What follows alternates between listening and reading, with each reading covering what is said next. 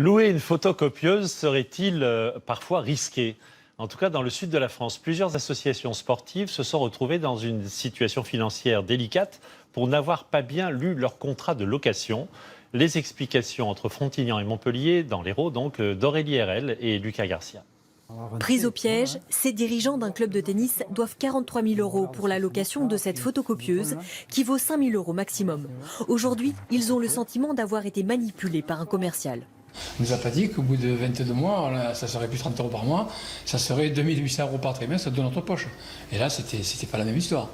L'opération est habilement ficelée. Au départ, la société donne au club un chèque de 20 000 € qui couvre pendant 20 mois quasiment la totalité des mensualités. Ce contrat devait être renouvelé au bout de 20 mois avec un nouveau chèque de sponsoring et de participation financière. Il se trouve qu'au bout de 20 mois, le chèque n'a pas été versé, donc nous avons préféré arrêter de payer. Mais ils ont en fait signé pour 66 mois. Alors, la société les poursuit en justice pour qu'ils finissent de payer. Une arnaque bien rodée et des arguments très calculés. Ils nous disent que ça leur coûte moins cher de nous sponsoriser plutôt que de faire des spots publicitaires à la télévision. La seule chose, c'est que si on nous appelle, on dit qu'on est content du photocopieur, que la société on est content. On n'a jamais été, bien entendu, sollicité. Victime de la même arnaque, Patrick Leroy a vécu 3 ans d'angoisse et de culpabilité. Président d'un club de natation synchronisé, il a fini par démissionner.